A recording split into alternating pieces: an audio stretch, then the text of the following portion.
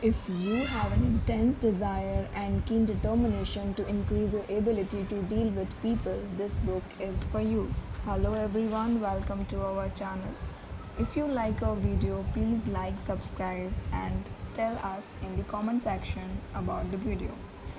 We are going to read a book, How to Win Friends and Influence People by Dale Carnegie. There are 9 chapters in this book, and today we are going to read chapter 1. Chapter 1 name is If You Want to Gather Honey, Don't Kick Over the Beehive. On May 7, 1931, the most sensational manhunt New York City had ever known had come to its climax. After weeks of search, Two Gun Crowley, the killer, the gunman who didn't smoke or drink, was a babe trapped in his sweetheart's apartment on West End Avenue. 150 policemen and detectives laid siege to his top floor hideaway. They chopped holes in the roof. They tried to smoke and Crowley. They tried to smoke out Crowley, the cop killer, with tear gas. Then they mounted their machine guns on surrounding buildings, and for more than an hour of New York's fine residential areas reverberated with the cracks of pistol fire and the rat-tat-tat of machine guns. Crowley, crouching behind the overstuffed chair, fired incessantly at the police. 10,000 excited people watched the battle, nothing like it had ever been seen before on the sidewalks of New York. When Crowley was captured, Police Commissioner E.P. Mulrooney declared that the two-gun desperado was one of the most dangerous criminals ever encountered in the history of New York. He will kill, said the commissioner, at the drop of a feather. But how did Two-Gun Crowley regard himself? We know because while the police were firing into his apartment, he wrote a letter addressed to whom it may concern, and as he wrote, the blood flowing from his bones left a crimson trail on the paper. In this letter, Crowley said, Under my coat is a beery hurt, but a kind one that would do nobody any harm. A short time before this, Crowley had been having a necking party with his girlfriend on a country road out of Long Island. Suddenly, a policeman walked up to a car and said, Let me see your license. Without saying a word, Crowley drew his gun and cut the policeman down with a shower of lead. As the dying officer fell, Crowley leaped out of the car, grabbed the officer's revolver, and fired another bullet into the prostrate body. And that was the killer who said, Under my coat is a very heart that a kind one that would do nobody any harm. Crowley was sentenced to the electric chair when he arrived at the death house in Sing Sing. Did he say, This is what I get for killing people? No, he said, This is what I get for defending myself. The point of the story is this: Two Gun Crowley didn't blame himself for anything. Is that an unusual attitude among criminals? If you think so, listen to this. I have spent the best years of my life living people the lighter pleasures, helping them have a good time, and all I get is abuse. The existence of a haunted man. That's A.I. Capone speaking. Yes, America's most notorious public enemy, the most sinister gang leader who ever shot by Chicago. Capone didn't condemn himself, he actually regarded himself as a public benefactor, and unappreciated and misunderstood public benefactor, and so did Dutch Skulls before he crumpled up under gangster bullets in New York. Dutch Skulls, one of the New York's most notorious rats, said in a newspaper interview that he was a public benefactor and he believed it. I have had some interesting correspondence with Louis Laws, who was warden of New York's infamous Sing Sing prison for many years, on this subject, and he declared that few of the criminals in Sing Sing regard themselves as bad men. They are just as human as you and I. So They rationalize, they explain.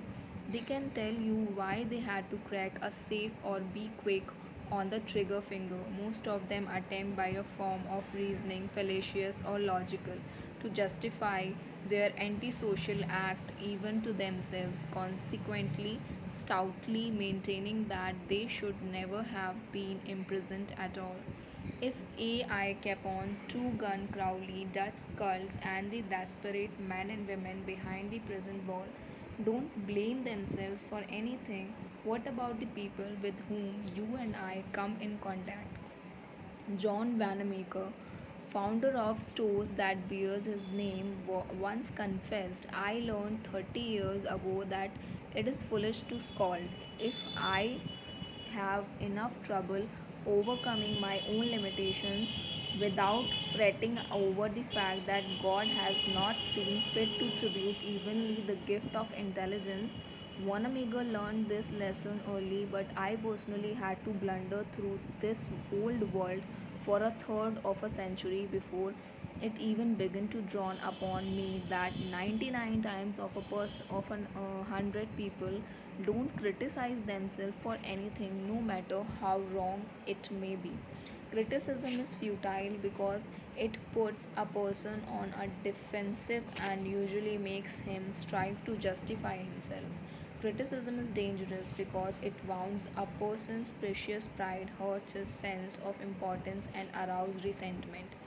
B.F. Skinner, the world famous psychologist, proved through his experiments that an animal rewarded for good behavior will learn much more rapidly and retain what it learned far more effectively than an animal punished for his bad behavior. Later studies have shown that same applies to humans. By criticizing, we do not make lasting changes and often incur resentment. Hans Seil, another great psychologist, said, as much as we thirst for approval, we dread condemnation. The resentment that criticism endangers can demoralize employees, family members, and friends and still not correct the situation that has been condemned. George B. Johnston of Enid, Oklahoma, is the safety coordinator for an engineering company. One of his responsibilities is to see that employees wear their hard hats whenever they are on the job in the field. He reported that whenever he come across workers who were not wearing hard hats, he would tell them with a lot of authority of the regulation and that they must comply. As a result, he would get sullen acceptance, and often after he left, the workers would remove the hats. He decided to try a different approach. The next time he found some of the workers not wearing their hat, he asked if the hats were comfortable or did not fit properly. Then he reminded the men in a pleasant tone of voice that the hat was designed to protect them from injury and suggested that it always be worn on the job. The result was increased compliance with the regulation with no resentment or emotional upset. You will find examples of futility of criticism bristling on 1,000 pages of history. Take, for example, the famous quarrel between Theodore Roosevelt and President Taft, a quarrel that split the Republican Party but put Woodrow Wilson in the White House and wrote bold, luminous lines across the First World War and altered the flow of history. Let's review the facts quickly. When Theodore Roosevelt stepped out of the White House in 1908, he supported Taft, who was elected president. Then Theodore Roosevelt went off to Africa to shoot lions. When he returned, he exploded. He denounced Taft for his conservatism, tried to secure the nomination for the third term himself, formed the Bull Moose Party, and all but demolished the GOP. In the election that followed, William Howard Taft by the Republican Party carried only two states, Vermont and Utah, the most disastrous defeat the party had ever known. Theodore Roosevelt blamed Taft, but did President Taft blame himself? Of course not. With tears in his eyes, Taft said, I don't see how how I could have done any differently from what I have. Who was to blame, Roosevelt or Taft? Frankly, I don't know and I don't care. The point I'm trying to make is that all of the Theodore Roosevelt's criticism didn't persuade Taft that he was wrong. It merely made Taft strive to justify himself and reiterate with tears in his eyes. I don't see how I could have done any differently from what I have. Or take the teapot dome oil scandal. It kept the newspapers ringing with indignations in the early 1920s. It rocked the nation within the memory of living men. Nothing like it had ever happened before in American public life. Here are the bare facts of the scandal. Albert B. Fall, secretly of the Interior in Harding's cabinet, was entrusted with the leasing of government's oil reserves at Elk Hill and Teapot Dome, oil reserves that had been set aside for the future use of the Navy did secretly for permit competitive bidding. No, sir, he handed the fat, juicy contract outright to his friend Edward L. Doheny. And what did Doheny do? He gave secretly for what he was pleased to call a loan of $100,000. Then, in a high-handed manner, Secretary Fall ordered United States Marine into the district to drive off competitors whose adjacent wells were sapping oil out of the Elk Hill reserves. These competitors, driven off their ground at the end of guns and bayonets, rushed into court and blew the lid off the Teapot Dome scandal. A stench arose so wild that it ruined the Harding administration. Now seated, an entire nation threatened to wreck the Republican Party and put Albert B. Fall behind prison walls.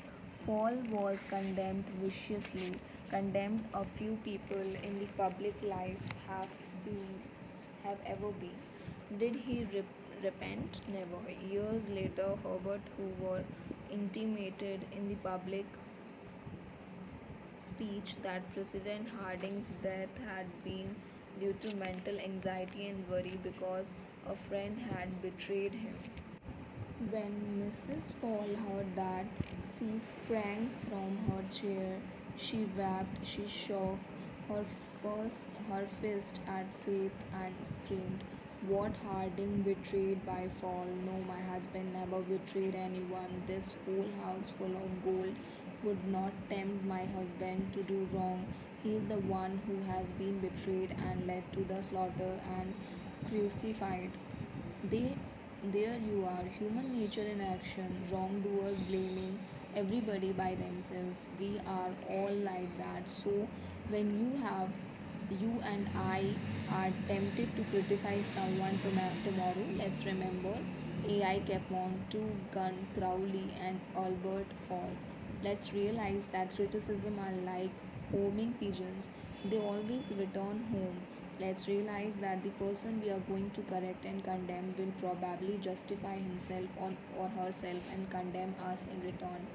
Or, like the gentle Taft will say, I don't see how I would have done any differently from what I have. On the morning of April 15, 1865, Abraham Lincoln lay dying in the hall bedroom of a cheap lodging house directly across the street from Ford's Theatre, where John Wilkes Booth had shot him. Lincoln's long body lay stretched diagonally across a sagging bed that was too short for him, a cheap reproduction of Rosa Bonheur's famous painting. The horse fair hung above the bed, and a dismal gas jet flickered yellow light. As Lincoln lay dying, Secretary of War Stanton said, "There lies the most perfect ruler of man that the world has ever seen." What was the secret of Lincoln's success in dealing with people? I studied the life of Abraham Lincoln for 10 years and devoted all of the 3 years to writing and rewriting a book entitled Lincoln the Unknown. I believe I have made a detailed and exhaustive study of Lincoln's personality and home life as it is possible for any being to make. I made a special study of Lincoln's method of dealing with people.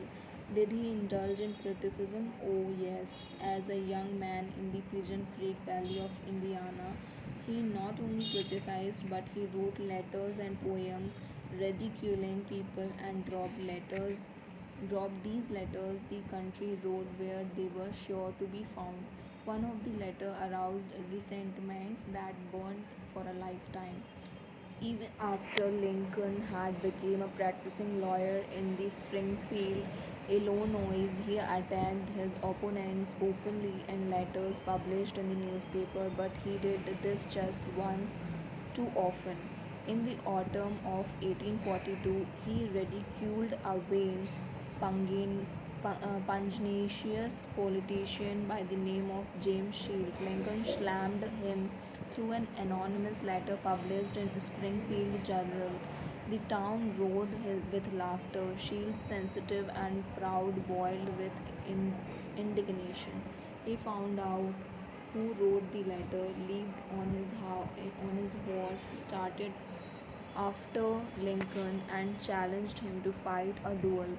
Lincoln didn't want to fight, he was opposed to dueling, but he couldn't get out of it and save his honor. He was given the choice of weapons. Since he had a very long arm, he chose cavalry, broadswords, and took lessons in sword fighting from a West Point graduate. And on the appointed day, he and Shields met on the sandbar of the Mississippi River, prepared to fight to the death, but at the last minute their seconds interrupted and stopped the duel.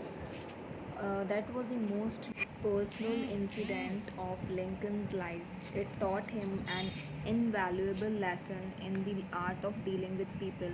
Never again did he write an insulting letter. Never again he ridiculed anyone, and from that time on, he almost never criticized anybody for anything. Time after time during the Civil War, Lincoln put a new general at the head of the army of the Potomac, and each one in turn, McClellan, Pope, Burnside, Hooker, Meade, blundered tragically and drove Lincoln to pacing the floor in despair. Half the nation savagely condemned these incompetent generals, but Lincoln, with malice towards none, with charity for all, held his peace. One of his favorite quotations was, "Judge not, they they will be not judged." And when Mrs. Lincoln and others spoke harshly on the Southern people, Lincoln replied, "Don't criticize them. They are just what we would be under similar circumstances." If if any man ever had occasion to criticize, surely it was Lincoln. Let's take just an illustration. The Battle of Gettysburg was fought during the first 3 days of July 1863. During the night of July 4, Lee began to retreat southward while storm clouds deluged the country with rain. When Lee reached the Potomac with his defeated army, he found a swollen, impassable river in front of him and a victorious Union army behind him.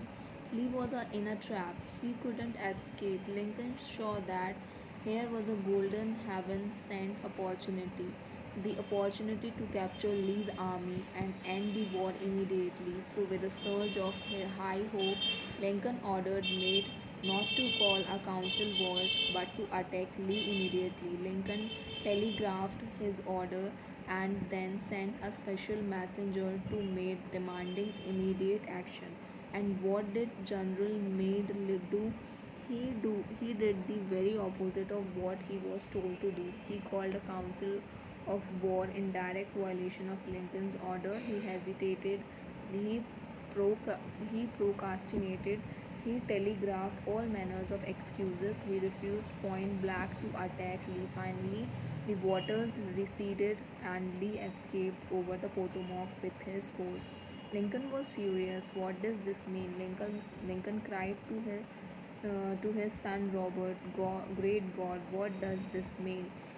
We had them without any grasp, and had only to stretch forth our hands, and they were ours. Yet nothing that I could say or do could make the army move. Under the circumstances, almost any general could have defeated Lee. If I had gone up there, I could have whipped him myself. In bitter disappointment, Lincoln sat down and wrote, made this letter, and remember. At this period of his life, Lincoln was extremely conservative and restrained in his phraseology. So, this letter coming from Lincoln in 1863 was tantamount to the service rebuke. My dear General, I do not believe you appreciate the magnitude of the misfortune involved in Lee's escape. He was within our easy grasp, and to have closed upon him would, in connection with our other late successes, have ended the war. As it is, the war will be prolonged indefinitely. If you could do safety attack Lee last Monday, how can you possibly do so south of the river when you can take with you very few, no more than two-thirds of the force you then had in hand? It would be unreasonable to expect, and I do not expect that you can now effect much. Your golden opportunity is gone, and I am distressed immeasurably because of it. What do you suppose Meade did when he read the letter?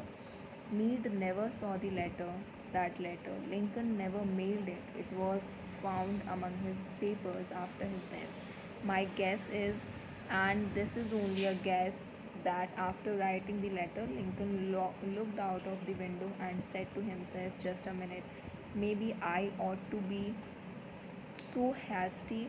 It is easy enough for me to sit here in a quiet of the White House and order Meade to attack. What if I had been up at Gettysburg, and if I had seen as much blood as Meade has seen during the last week, and if my ears had been pierced with the screams and shrieks of the wounded and dying, maybe I wouldn't be so anxious to attack either.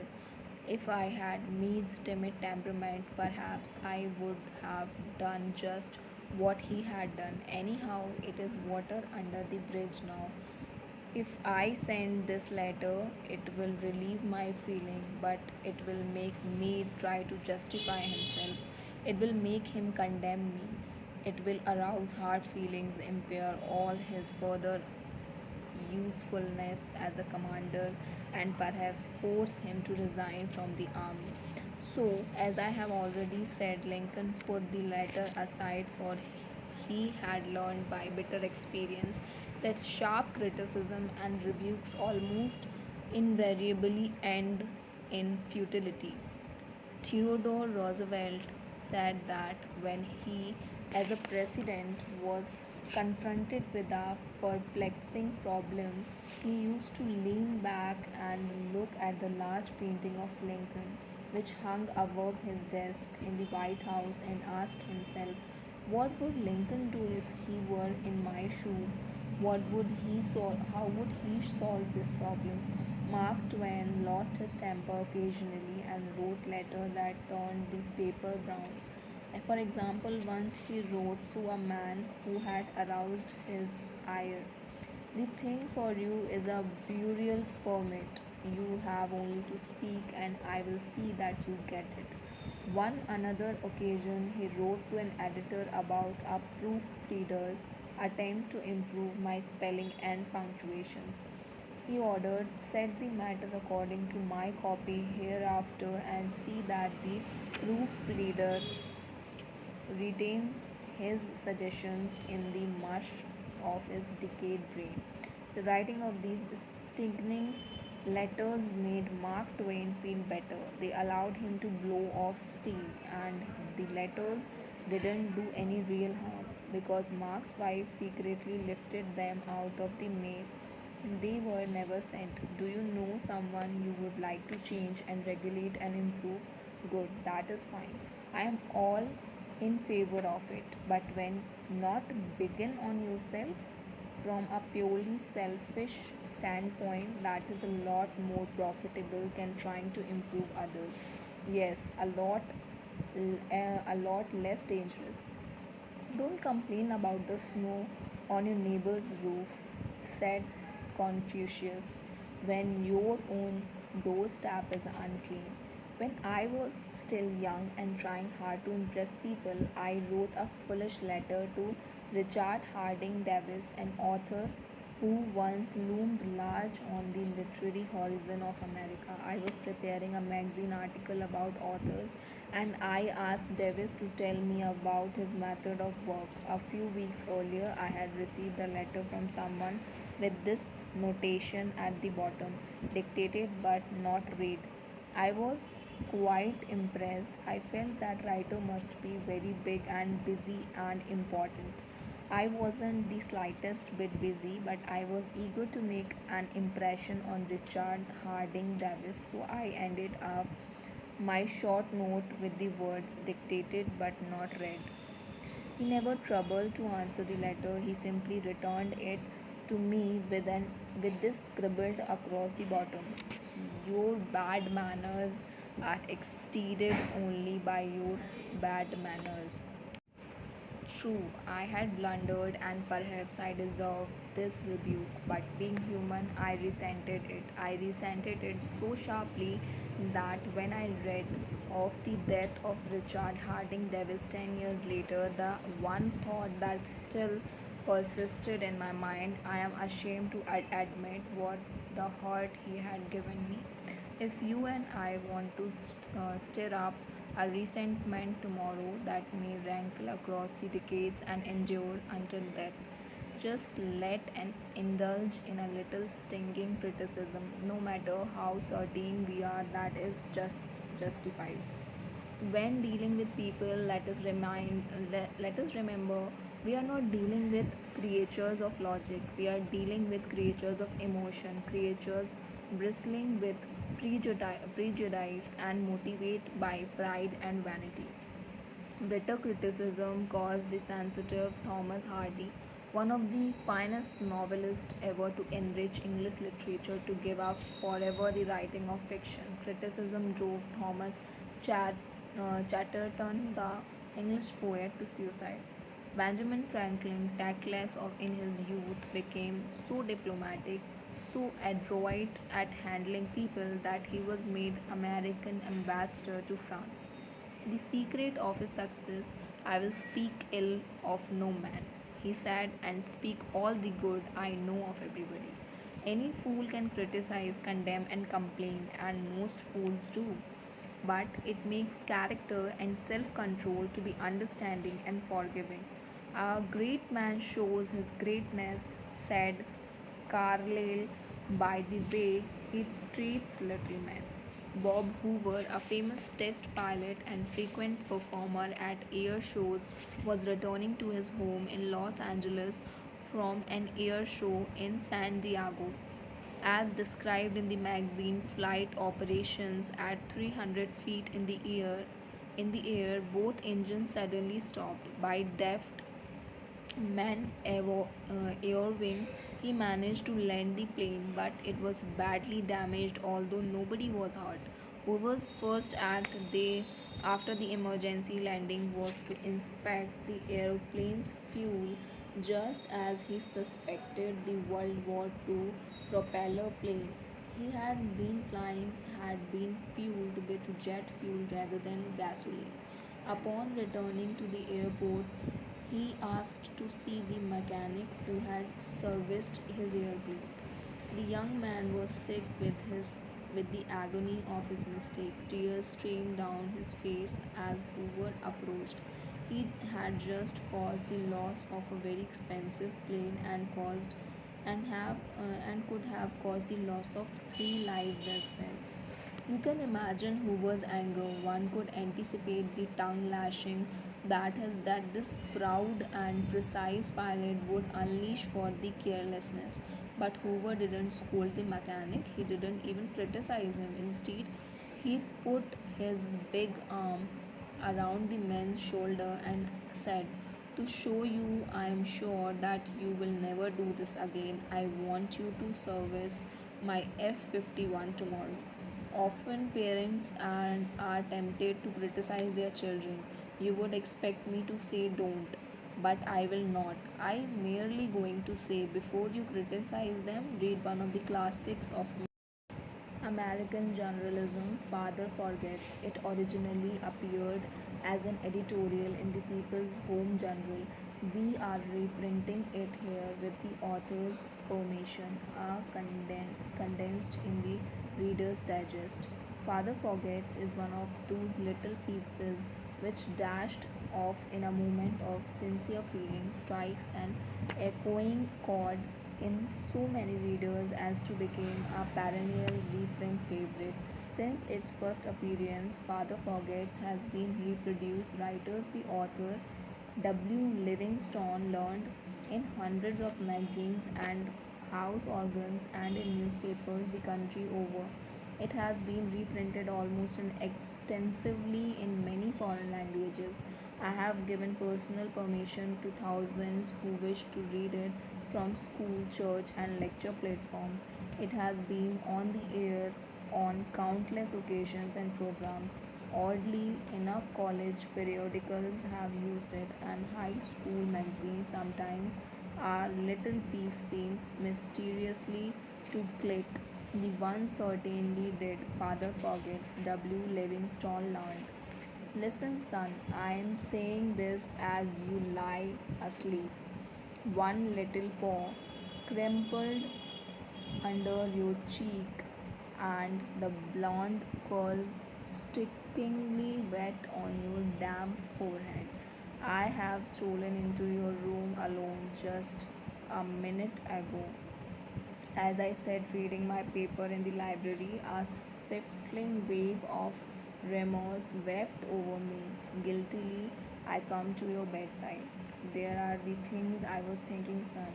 I had been cross to you. I scolded you as you were dressing for school because you gave your face merely a dab with a towel. I took you to task not for cleaning your shoes. I called out angrily when you threw some of your things on the floor. At breakfast, I found fault too. You spilled things, you gulped down your food, you put your elbows on the table, you spread butter too thick on the bread, and as you started off to play, and I made for my train, you turned and waved a hand and called goodbye, Daddy, and I frowned and said in reply, hold your shoulders back.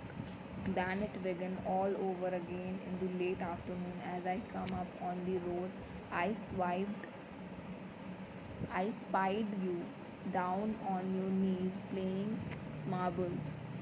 There were holes in your stockings. I humiliated you before your boyfriends by marching you ahead of me to house. Stockings were expensive, and if you had to buy them, you would be more careful. Imagine that, son, from a father. Do you remember later when I was reading in the library how you come in timidly with a sort of hurt look in your eyes when I glanced up over my paper, impatient at the interruption? You hesitated at the door. When what is it you want? I snapped. You said nothing, but ran across in one temptatious plunge and threw your arm around my neck and kissed me, and your small arms tightened with an affection that God had set blooming in your heart, and which even neglect could not wither. And then you were gone pattering up the stairs. Well, son, it was shortly afterwards that my paper slipped from my hands, and terrible, sickening fear come over me. What was the habit? What has habit been doing to me?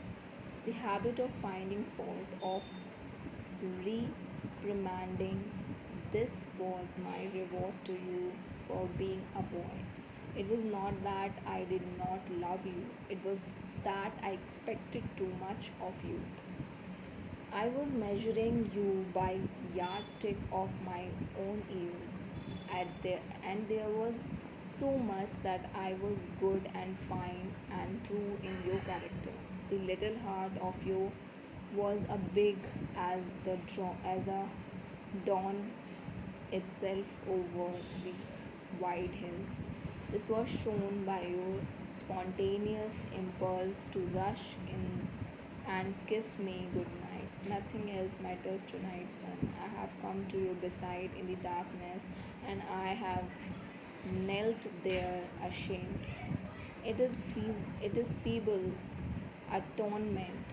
I know you would not understand these things if I told them to you during your walking hours, but tomorrow I will be real daddy. I will chum with you and suffer when you suffer and laugh when you laugh. I will bite my tongue when impatient words come. I will keep saying as if I were ritual. He is nothing but a boy, a little boy. I'm afraid to I'm afraid I have visualized you as a man. Yet as I see you now, son, crumpled and weary in your cot, I see that you are still a baby. Yesterday you were in your mother's arms, your head on her shoulder. I have asked too much, too much. Instead of condemning people, let's try to understand them. Let's try to figure out why they do what they do. That's a lot more profitable and intriguing than criticism, and it breeds sympathy, tolerance, and kindness. To know all is to forgive all. As Dr. Johnson said, God Himself, Sir, does not propose to judge men until the end of His day. Why should you and I? Principle: don't criticize, condemn, or complain. So, this was chapter 1 of How to Win Friends and Influence People. If you like our video, please like, share, and subscribe to our channel. Also, comment in the comment section if you like the video or if you want some changes or any kind of suggestion. Thank you.